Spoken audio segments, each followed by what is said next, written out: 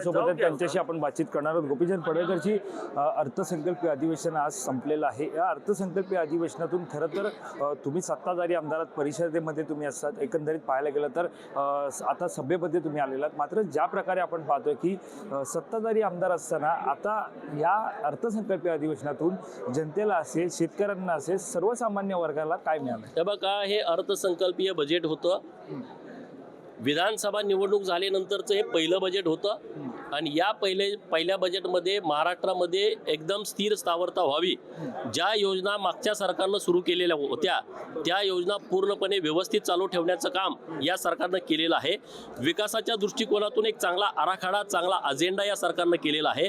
त्यामुळं निश्चितपणे महाराष्ट्रातल्या जनतेला या अर्थसंकल्पीय अधिवेशनातूून एक चांगला सुखद पाठिंबा देण्याचं काम सरकारच्या माध्यमातून झालंय। सभागृहामध्ये एक चित्र होतं, सभागृहाच्या बाहेर एक चित्र होतं। सभागृहामध्ये सातत्याने सत्ताधारी असतील, तुम्ही असेल, सांगितलं जात होतं जनतेचे प्रश्न असतील, कामकाज असेल, विधेयक असेल, हे मांडले जात होते। मात्र सभागृहाबाहेर औरंगजेबाची कबर, दिशा सालियन प्रकरण, झटका, हलाल, त्याच्यानंतर असे विविध प्रश्न जे आहेत ते प्रश्न उपस्थित करणं हे जिवंतपणाचं लक्षण आहे। वादविवाद वैचारिक होणं हे पण जिवंतपणाचं लक्षण आहे।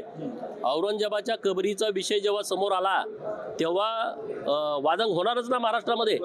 औरंगजेबाची कबर पाहिजे काही लोकांना, त्यांनी त्यांची भूमिका मांडली।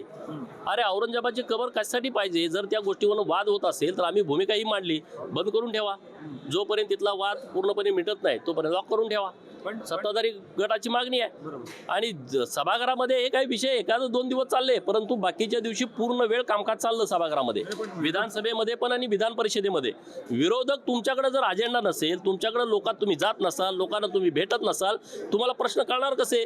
तुम्ही एकतर मीडियाच्या पुढं, आता तो रोहित पवार इथला वॉचमन यायच्या अगोदरच तो इथं येतोय, तुम्ही पत्रकार यायच्या अगोदरच तो येतोय इथं, म्हणजे लोकात गेल्यानंतर विषय कळतील ना तुम्हाला।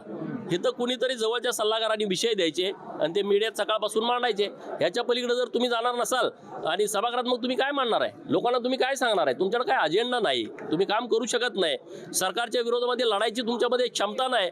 लढू की नको, लढू की नको, बोलू की नको, बोलू की नको। अरे मग आता काय करणार सरकार?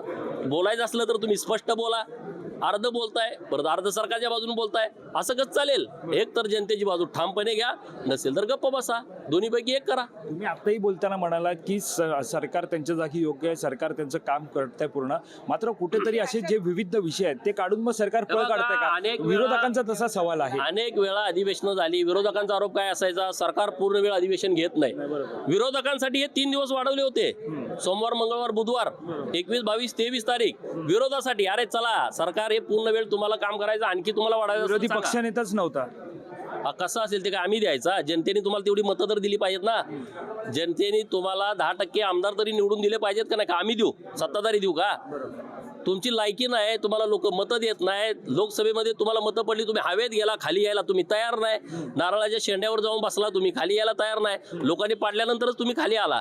आता विरोधी पक्ष नेता द्यायचं काय आमचं काम आहे? संसदेत पण विरोधी पक्ष नेता नव्हता माग, तुम्हाला माहित आहे। आता तसं झालं इथं, ते काय सत्ताधारी पार्टीचं काम नाही तुम्हाला विरोधी पक्ष नेता द्यायचं। लोकांनी तुम्हाला निवडून दिलं पाहिजे ना त्या क्षमतेनं, तुम्हाला निवडून दिलं नाही, त्यात आमचा दोष काय?